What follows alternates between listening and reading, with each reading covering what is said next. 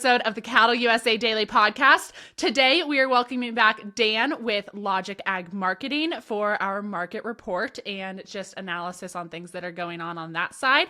As far as LRPs go, just market overall, things like that.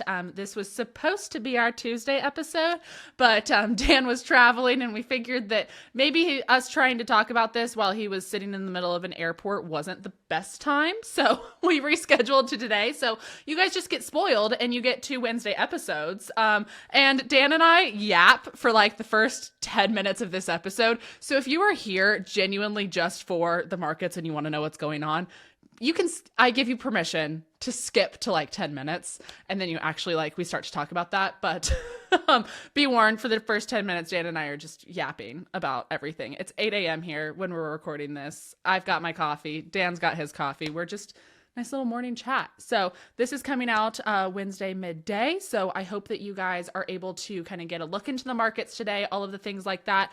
If you are here for the first time, thank you for being here. Please make sure you like, subscribe, rate, review, all of the things. We really appreciate it here at the team. And it just allows us to continue to reach more producers within agriculture and continue impacting this industry positively. So I'm not going to chat too much longer because Dan and I do plenty of it here in a second. So let's go ahead and get into this conversation with Dan. Good morning. Hi, Lauren. How are you? I'm great. How are you? I'm hanging in there. A little slow, but coming around. It's 8 a.m. I'm still waking up, y'all. Yes, I am sorry. I had to cancel yesterday. I didn't think It's okay. an airport was probably the right place. That's totally understandable. I respect that, honestly. No, I genuinely don't mind. I'm always I'm up at 5:30 every single morning, but I'm 8 a.m. talking to someone. I don't normally start talking until, I don't know, 10, but Yeah. We can keep it short today if you want. I'm here for it. No, I don't care. You're the one that does most of the talking anyway. I don't care. I'll sit here, I'll sip my tea, and I'll listen to you bitch about the markets. Oh, okay. All right. Fair enough. Gotta love it. Yeah, how's things down south? They're good. It's freaking cold. It's cold. We got that stupid, did you guys get that snow crap storm whatever thing last night too in Iowa? Right now.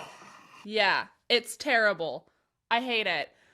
Freaking awful. We got so spoiled this last weekend and then now I'm it's miserable. It's going to get warm again. I keep on reminding myself that, but I just felt like this was unnecessary. Yeah, we could have gotten rain and let it be at that. Why did it have to be ice raining down from the sky and all of the other crap associated with it? So completely agree. Completely. Yeah. At least, I don't have to go check cows in this. So I can't complain too much, but ugh. It's still, yeah. It was nasty. Still nasty. Still nasty. Yeah. The weathermen were calling it our Midwest hurricanes. And I'm a Midwest hurricane that is bringing rain for some people, but we're getting ice pelted at us from the sky. Yeah, cool. That sounds a little Love weird. it. Yeah. Yeah. Oh, for sure. We'll be out of it soon. Grass will get green and Exactly. And then we're going to be bitching about the flies and the mosquitoes. Yep. If I could have summer without those two things, I'd be content with my life. You guys get mosquitoes down there bad? Yeah. Really? Terrible. And lovely me, I don't know what the hell happened when God was making me, but he decided you get to be allergic to bug bites. I don't get anaphylactic, but I get every time I get bit by a bug, it's a nice quarter size swell up type of thing. Wow. Yeah. Every single bug bite is in the middle of 4th of July, I'll be walking around with shorts on and you just see pellets on my legs. And I'm just ignore. Ignore it. And sometimes there was a breed of mosquitoes last year, the year before, that they hit your blood vessels and they made my blood vessels pop and spider web and stuff. Yeah. No. Freaking terrible. I was not having a good time at all. Why? And we live, where we live in Manhattan, we live outside of town, but about a mile away, there's a, this is terrible of me as an agriculturalist, a chicken house, whatever they call those, really big one. Yeah. So we have terrible flies here. Absolutely terrible flies at our house. So yeah. That sucks. So much fun. So much fun. Yeah. So if we could have summer without that and without snakes, I'd be A-okay. I'd be here for it. Let's go. But, Yeah, you guys keep those snakes down there. That's why. We're okay with 30 below up here. We don't get that shit. Yeah, and we even, like, here in Manhattan, we don't get them all that often, but, like, we still have, like, rattlers here, too, and stuff, which is crazy. Like, we didn't have those where my family's ranch is. We don't really have rattlesnakes. You see one, like, once in a blue moon. But here in the Flint Hills, we have some. So you have to, like, watch where you're walking all the time, or it's just not that common? I don't pay that much attention. I think it's just, like, you keep your head on a swivel thing. Like, you're kind of always paying attention. But they typically tell you that they're there before you get too close. So it's just keeping your ears and eyes open. My dad used to run a ranch in north central Oklahoma near Bartlesville, and that was bad. Oh, really? Like, bad rattlesnakes, like dens all over the place and stuff like that. So, like, nothing we have here is in comparison to that. Okay. But yeah, like down there, like the horses even knew like how to like walk a field and stuff, and like they would sense rattlesnakes before you even knew that they were there. And the thing about dens is there'd be like thousands of them and you wouldn't even know. Like, you would have no idea that like that hole in the side of a cliff thing right there is 1,000+ rattlesnake den. I'm like, that's freaking crazy. Yeah. No way. Yeah, you're telling me. I have so many stories of that place. Oh my gosh, it was crazy. It's the You guys Wild carry West. around like an EpiPen or something like that? Anti-venom? So when we were in Oklahoma, we had anti-venom in our saddlebags. So we would always carry that, and then in all of our pickups, we had anti-venom. Here in Kansas, we just have children's Benadryl that we keep in all of our pickups and saddlebags and stuff like that. So if you get like bit, stung, anything like that, children's Benadryl, like the tablets or stuff, go into effect a little bit sooner. So you just take a higher dose of them. Oh. So we keep children's Benadryl in all of our vehicles and stuff like that. If you're a medical professional listening to us talk right now, I know you're not, but that would scare the crap out of me with little kids. I mean, you want them to go play, dig in the dirt, Yeah. Yeah. Think about the kids. Absolutely insane. Well, in Oklahoma, we dealt with scorpions too.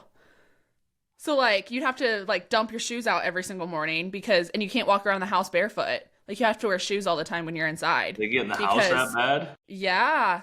Like, and we had a nice house down there. Like, we had a nice newer renovated farmhouse and stuff, but we still got scorpions inside and stuff. And they're not like terrible. They're not super big scorpions, but they're there. Like, you'll catch them in the glue traps, and like, you just have to be careful like where you're walking and stuff. So we had to always wear like house slippers or tennis shoes or something inside. And those just sting, and are they poisonous? Yes. Well, they are. Yes, they are. But like, I think there's different classifications of it. I don't remember exactly. I'm not like, I'd have to ask my employee, Allie, who's from Oklahoma, and ask her, but I think there's poisonous. Wow. And they keep a little bite in them too, but I don't know if it's like poisonous, like it's going to kill you like a rattlesnake would. So. Get a weld or something.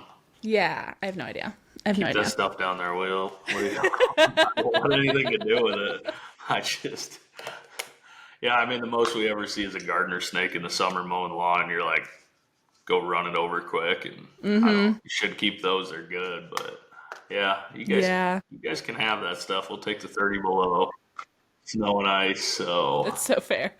Yeah. I just remind myself all the time that we don't have hurricanes, we don't have alligators. We don't have hurricanes, we don't have alligators. And I just remind myself of that like, at least I can go jump in my pond and not have to worry about getting ate by an alligator. So what about those water moccasins?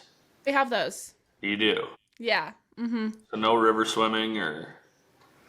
So we have water moccasins and we have copperheads. And so copperheads are actually like more, so river swimming, we still do it.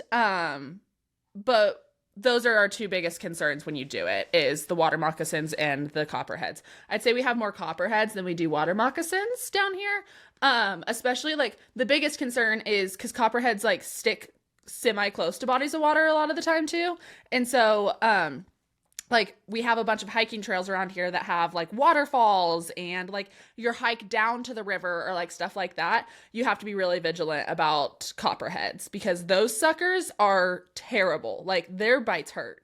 I've Really? never been bit by one, but I've seen people get bit by them and they're not fun at all. They're mean. They're mean suckers. And like the babies, oh, they're mean too. Really? No, thank you. Yeah, but I've seen some water moccasins too. All I can think is, yeah, floating down the river. I mean, we had a lot of fun as high schoolers, you know, even after the shoot. It was a lot of fun. You get inner tubes or tire tubes and float down the river. And, we do the same thing still. We just, you know, are a little, I don't know if we even pay attention to it, honestly. Like, they're there, but like, I don't know. Growing up with it, do you care that much if you've just grown up with it your whole life? I don't know, but yeah. Just beware if you come on a float trip in Kansas. We have water moccasins and copperheads, so beware. Once again, I think I belong right where I'm at here in Iowa. It's yeah. Yeah. That's so fair, so valid. Can't blame you one bit for that. No, I don't know. Boy. This weather's going to turn around soon, hopefully, and yeah, hopefully we'll all be in shorts and tank tops here before you know it, and I'm here for calving behind us, and you know it'll be Exactly. checking green grass, riding fences, all that good stuff would be good. Can't get there soon Exactly. I cannot wait for it. I am so ready. So ready. enough. Yeah. What are you seeing out in the Flint Hills, Lauren? A lot of cattle? Or are Do they I see dry? a lot of cows? No, grazing cattle. I mean, are they? I was like, yeah, we see a lot of cows. You ever look out and see a cow? No. I mean, I didn't know what the weather was like, if they were dry, if there was a lot of guys. Is everybody turning out like normal this year? Yeah. We're turning out like normal. We're actually having a little bit of a wetter. We've had a little bit of a wetter, like late winter, early, like as we start into spring and stuff. We've actually been seeing some pretty good moisture. So, we're seeing good turnouts, especially like back home too, because I'm from Northeast Kansas. And that's where our ranch is and where our cattle are. We're anticipating a good spring and stuff like Good. that. So we're planning Good. processing and turnouts to be Awesome. hopefully earlier rather than later. We'd like to get these cows off of hay. Right, right, yeah. No, it's beautiful country down there. I'm glad you guys are getting moisture because Yes. there's parts that need still aren't. It's tough watching them struggle. And I know. It is really tough. It's really, really, really tough. Hopefully we're seeing a turnaround this spring and this year, though, for a lot of those drought areas. How about you guys? Are you seeing good moisture? Before this, I would say, I mean, it always rains in Iowa is the old saying. You know, just you might have to wait longer than normal, but it's always going to eventually rain. Up until, you know, this shot that came in here last night, we were really dry, had a really dry brown winter, very, very mild, warm. I mean, I want to say we had snow on the ground for maybe a total of 2 weeks combined. I mean, off and on, of course, but Yeah. I mean, there was still cracks in the ground. You could lose your phone in, and I mean, but now it doesn't take long up here to get that replenished. So personally, I think you ask anybody, we really don't need a lot of moisture until after the corn's planted. So let's just Honestly, not ask for it right now. Save it for June and July. But that's so fair. So Yeah. fair. no, Gotta love it. I don't know. It's been interesting. It seems like, you know, when you talk to anybody, the weather changes. I mean, I remember growing up as a kid, snowbanks, you know, shed deep. I And know.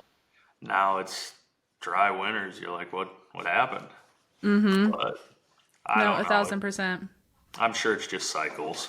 It'll. See, you know, Gary, our wonderful weatherman at Weather 2020, would know all about that of Yeah. year leave, whatever those cycles are. He talks about it all the time. We'll have to ask Gary what our generational cycles are and stuff like that. Because same, I remember growing up as a kid and like snow and winter and all of that stuff, like insane amounts of snow and like all of this just crazy stuff. And now I'm like, did I just only remember the times that we got snow, or did we just really not get snow now? Yeah. Yeah, You get no, I get maybe it. 2 or 3 winter blasts, and Mm-hmm. And then it's spring. It's kind of surprising. Yeah, one in Yeah. December, one here in February for us. And I don't know. I'm always a little bit skeptic. What do they say? In like a lamb, out like a lion. So I'm always nervous that just when you think you're on the home stretch coming into March and it's going to get easy, and lo and Uh-huh. behold, look what shows up. So yeah, Yep, had to de-ice the car this morning. yep. Yeah, the Oh feed boy. shrink mix and feed this morning was pretty high. Oh It's yeah. windy, nasty. Um, Nasty. Yep. but we mostly got rain. There's guys north of us, fighting 10, 12 inches of snow. So I hope they're all hanging in there. Yeah, especially just like on the late end of calving season, because I know a lot of producers, like some people are like right smack dab in the middle of winter, and then some people are like those early spring calvers and stuff like that are starting right now in March, and they're like, yeah, the whole reason we do this is to avoid this shit, and then now they're sitting here like, what the hell is this? Yeah. Oh, Yeah, I think about those guys every time you get blasted like this. I'm like, you guys do know you could calve in May? I mean, but it is feasible. It's possible. yeah, yeah. I Go think to you would nature. enjoy Look your at the life. deer. Yeah. Yeah. No, I get why they do it. They want to get calving out of the way, but man, it's just dragging calves in, putting them in the garage, in the shop. It's so much easier when I got a neighbor. He's kind of comical. He always used to say, "Well, warm mud's better than cold mud." I die laughing because he calves in late April, and a lot of guys around us calve in March. Especially Uh-huh. heifers. And he just always every time I see weather like this, it comes to mind. So yeah, Warm mud's better than cold mud. I mean, he's not wrong because right now the ground does look a lot like that because of the stinking warm week that we had last week and a little bit of moisture coming in, and then it all froze. And so now it's like you walk out into the lots and you're going to break an ankle. So yeah, watch out. brutal. It's rut season for sure. No, yeah. I don't know. Like I said, it'll be grass season before you know it. Exactly. Exactly. And then we'll be bitching about something completely different. So, here we are. Yep. You watched the big State of the Union address State of the last night? Union. I didn't watch the whole thing. I watched some of it. I have opinions. Mine are mostly like not in relation to the things that were shared in the State of the Union, but the reactions and the pettiness and the other bullshit that happened Yeah. during it that I'm like, okay, so we're gonna bitch that we're a divided union and then do nothing about it. Okay, cool. Yeah, yeah. I'd like to know where the classiness went. It's just all. Yes, exactly. Like the sitting in the audience on your phones or like literally the chair having to have you be escorted out of the building and stuff because of not being able to just hold your shit together. And the fact that like we had a kid with brain cancer come in and get sworn in as like an honorary officer to the Secret Yep. Service and you couldn't stand. You couldn't Yeah. stand for a kid that had brain cancer. Exactly. Cool. Just Cool. sad. Just so sad. Where's those So, people's so grandmothers sad. with a wooden spoon to just smack them for acting that way? It's just, They're the kids that didn't get smacked with the wooden spoon. That's why they're Exactly. that way. yeah. No, I agree 100%. It's just pitiful. Well, and like the thing is I'm pretty involved in politics and stuff like that, and I have a lot of friends in politics. I like to keep my hand on the pulse and a lot of different things.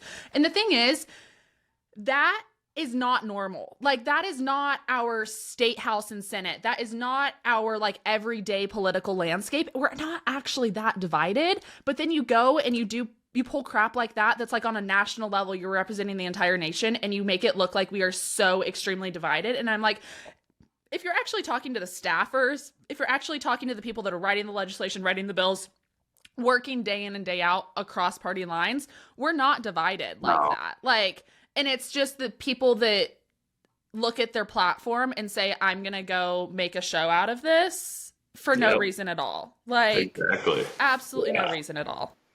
And to me, it's still the United States of America that's all about the people, and Yes. I'm sure, the same as me. We have friends on both sides of the aisles, extremes. You know, you get along with them. Oh, you trying to say something there, Lauren? I mean,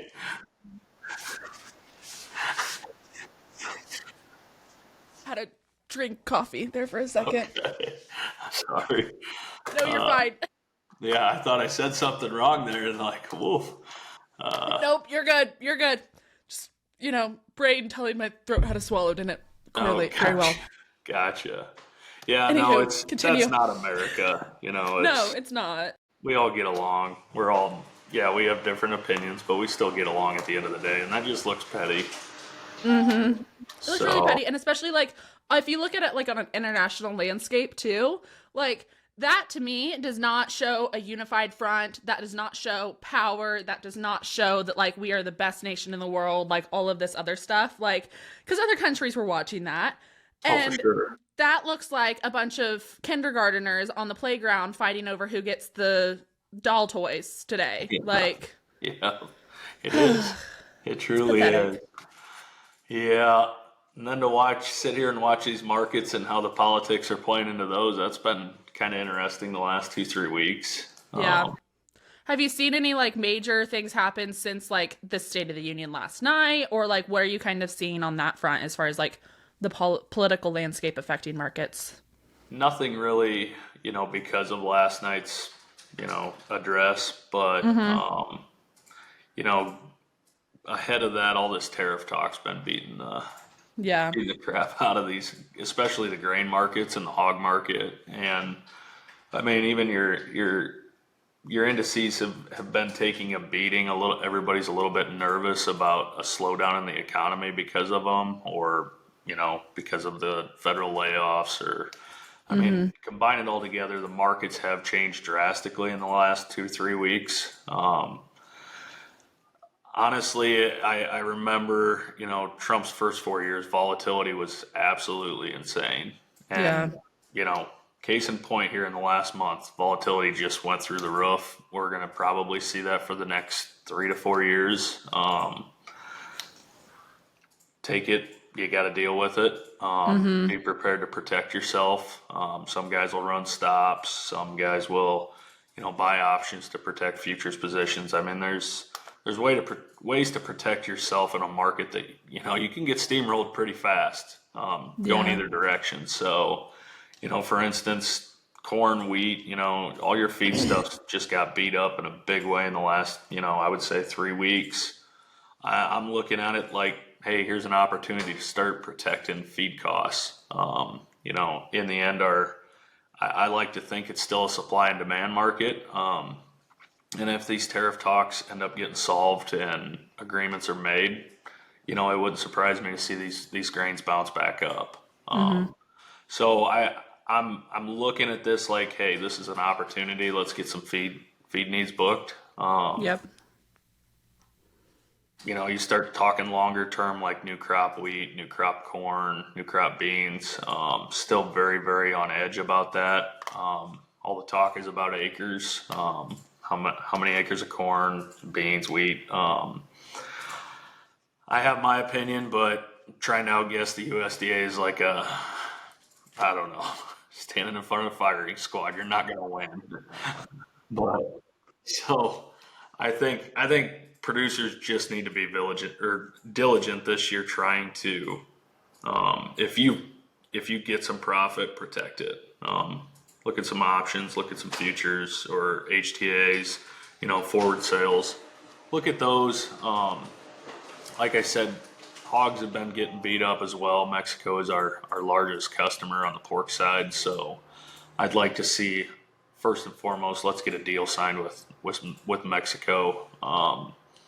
The cattle really haven't gotten beat up because of the tariffs super bad. Obviously tariffs are going to make imports of beef higher priced, of course. At the same time, we also export a lot of our high-end cuts. That's got me a little bit nervous. But I think we'll know more in the coming weeks how it's going to all shake out now that we're putting some of these tariffs in place. I know our neighbors up north are not very happy with us right now, but they import a lot of beef and export us a lot of fat cattle. We trade feeders back and forth with them. They're, once again, coming back to politics. They're good people up there. They're just trying to do the same thing we are. It's just one of those things where government has a huge effect on our livelihoods. So be prepared. It comes down to risk management is needed for stuff like this. Yeah. So with feeders being at knocking on all-time high prices, I think producers need to be looking at it. I might be bullish feeders, but I still think you have to run some sort of risk management at these prices. Fat cattle, same way. It'll be interesting. We'll know a lot more in a month from now what things look like, but yeah, hold on. It's gonna stay wild, not get wild. It already is, but hold on. Hold on to your britches and put on your suspenders. It's about to get crazy, boys. Yep. It's windy now. I had the volatility on top of the wind. So, yeah. Oh boy. Oh boy. Gotta Anything love you're it. seeing, hearing down there, guys interested, want to talk about? Super, like, not necessarily on the topic side, but let's talk more about what like this next week is going to look like. What are you seeing for this next week? What are you seeing for this Monday and Tuesday? I know we kind of just talked about it a little bit. Let's talk a little bit more specifics on those. And then we can kind of go from there. Yeah. So, obviously I mentioned the grains. There was a lot of big reversals yesterday. We were down really hard in both hogs and grains. Cattle were down really hard, had a huge trading range. Usually when I see those reversals or key reversals, like live cattle had, that gets me in the mood to become a buyer and be optimistic, wanting that bounce. But, I'm a little bit hesitant, of course, because of this volatility. It's easy to get steamrolled, but I guess cash cattle side of things, I'm expecting, I think we got a shot at some steady markets this week on the cash side of fats. If we can pull that off, I think you got a chance of stabilizing futures. And I personally don't think these cash feeders in the barns are going to soften a whole lot yet. Guys are cleaning up the last of their sales that they were making at 210 cash fat cattle, and they're turning around. Hey, I got to reload this yard. I don't think we're going to see cash feeders in the barn soften a whole lot. Combine that with your lightweight calves. It's grass season. Everybody's fighting for those calves. I think a lot of them got pulled early this year because our market was so good in December, January that we bumped it up a little bit.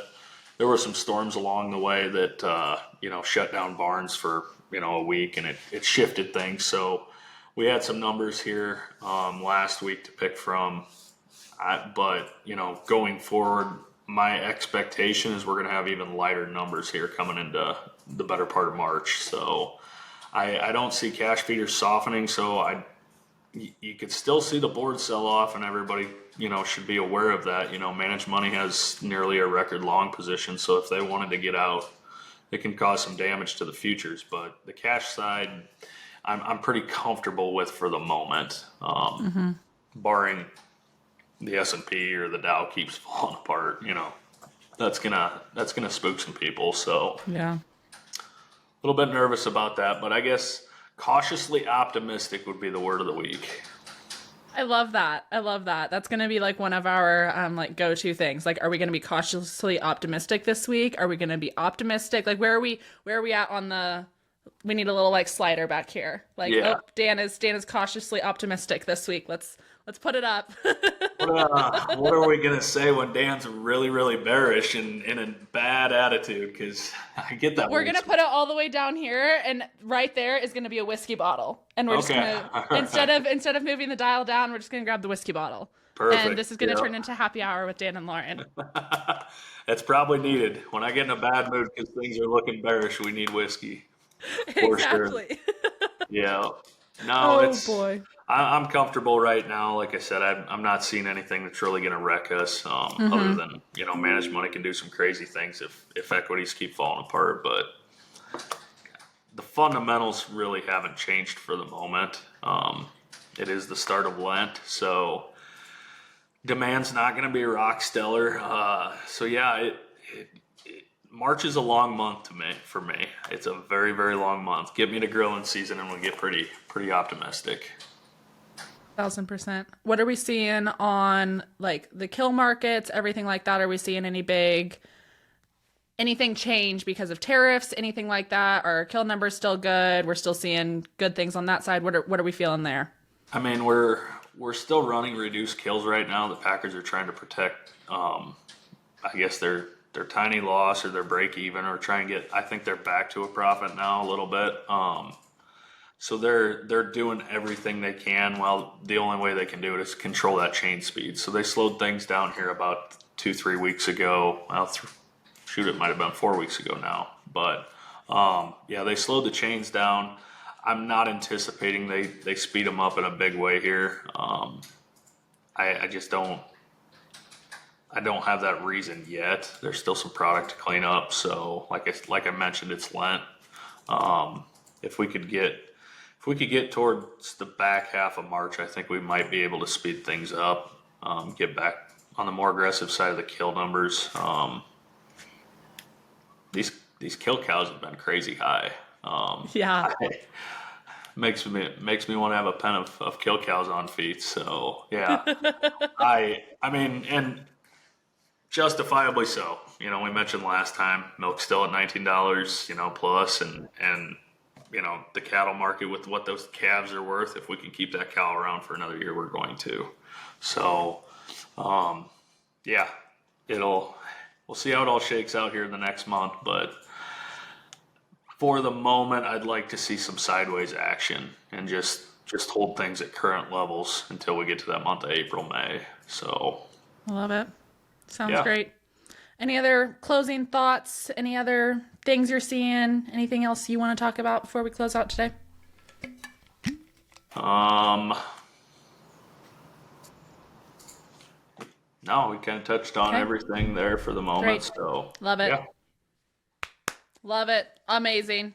Perfection. Right. Well, hey, we're putting Dan at cautiously optimistic. So we're seeing good numbers. I need to get a chart, or at least I need to get a little graphic made, and I can put it on YouTube, right? Move our little graphic. Grumpy emojis, happy emojis, thumbs up, or yeah. Which one are we going to be today? Yeah. You never know. Oh, I love it. And it's, there's a strong possibility it'll change come 4 p.m. today. So who knows? Yeah. The market always says, hold my beer and watch this. Yeah, exactly. Yep. I love it. Perfect. Okay. Well, thanks for switching this, Lauren. Yeah, absolutely. Thank you so much for your time today. To all of you listeners out there, thanks for tuning in to another episode. Like, subscribe, rate, review, do all the things. We appreciate you as our audience, all the things like that. And we will see you all tomorrow on another episode of the Cattle USA Daily Podcast. We'll see y'all.